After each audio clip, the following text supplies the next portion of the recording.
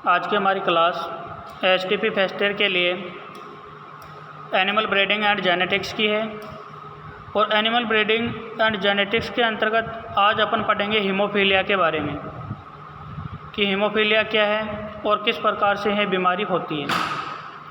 तो हीमोफीलिया का अध्ययन सर्वप्रथम इंग्लैंड के राजघराने में हेल्डेन नामक वैज्ञानिक ने किया था। इस रोग में क्या होता है कि रुधिर में एंटी हीमोफिलिक ग्लोबुलिन कारक या कारक 8 की कमी के कारण रक्त का थक्का नहीं जमता है और रुधिर बहता रहता है।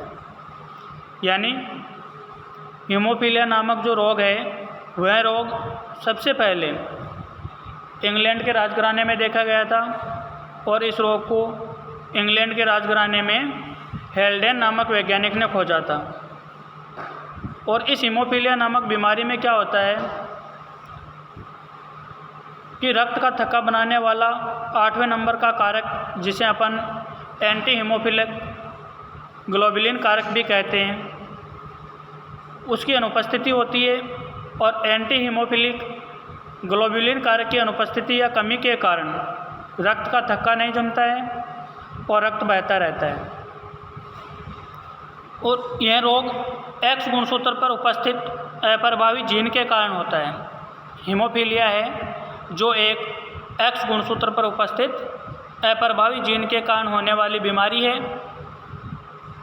तो इस बीमारी में पुरुष है जो अधिक प्रभावी होते हैं क्योंकि पुरुषों में केवल एक ही एक्स गुणसूत्र पाया जाता है और हीमोफीलिया की जीन है वो एक्स गुणसूत्र पर पाई जाती है। मादा में हीमोफीलिया की संभावना कम होती है। मादा में हीमोफीलिया कब होगा? जब मादा के दोनों लिंग गुणसूत्र पर, दोनों एक्स गुणसूत्र पर हीमोफीलिया की जीन उपस्थित हो। जब भी मादा हीमोफीलिया से ग्रसित होगी, अन्यथा मादा कैरियर के रूप में कार्य करती है। लेकिन पुरुष में केवल एक ही गुणसूत्र पाया जाता है, एक ही एक्स गुणसूत्र पाया जाता है। और अगर उस एक्स गुणसूत्र पर हीमोफीलिया की जीन उपस्थित होगी तो वो पुरुष हीमोफीलिया ग्रसित होगा।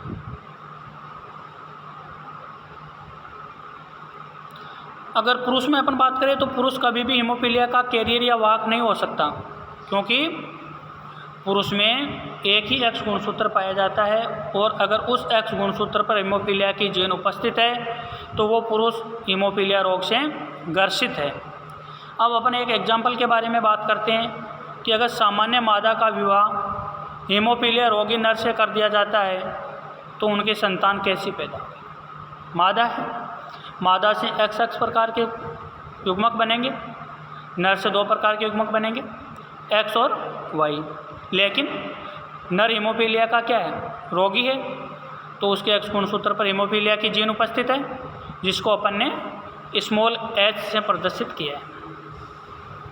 जब इसका क्रॉस इस मादा से होता है तो मादा का एक्स गुणसूत्र नर के एक्स गुणसूत्र से मिलकर एक नॉर्मल एक्स और एक एक्स हीमोफीलिया ग्रसित है। ये संतान पैदा होती है, ये मादा संतान होती है और यह मादा कैरियर के रूप में कार्य करती है, यानी वाहक के रूप में कार्य करती है। दूसरा, अगर ये मादा का एक्स गुणसूत्र नर के एक्स गुणसूत्र से संयोग करता है, निषेचन होता है, तो नॉर्मल मेल का जन्म होता है। यानी जब सामान्य मादा का विवाह हीमोफीलिया रोगी से करवाया जाता है या हीमोफीलिया ग्रसित नर से करवाया जाता है तो जो उसकी संतान होगी उसकी नर संतान तो नॉर्मल होगी लेकिन मादा संतान कैरियर के रूप में पैदा हो। इसी का अपन दूसरा एग्जाम्पल देखते हैं कि हीमोफीलिया रोगी नर और कैरियर मादा का विवाह करवाते हैं तो उसकी संतान किस प्रकार की पैदा होगी? उसकी संतान में होगा आपके नर से 2 प्रकार के युग्मक बनेंगे, एक हीमोफीलिया ग्रसित एक्स गुणसूत्र युक्त और एक Y गुणसूत्र युक्त। और कैरियर फीमेल है, उसमें 2 प्रकार के युग्मक बनेंगे, एक एक्स गुणसूत्र है जो नॉर्मल होता है और दूसरा एक्स गुणसूत्र है उस पर हीमोफीलिया की जीन उपस्थित है तो ये कैरियर का कार्य करेगी। और एक नॉर्मल एक्स गुणसूत्र है। जब इनमें आपस में क्रॉस करवाया जाता है तो सबसे पहले जो नर का एक्स गुणसूत्र है जिस पे हीमोफीलिया की जीन उपस्थित है वो मादा के नॉर्मल एक्स गुणसूत्र से क्रॉस करता है, निषेचन करता है, तो कैरियर फीमेल का निर्माण होता है या कैरियर फीमेल पैदा होती है।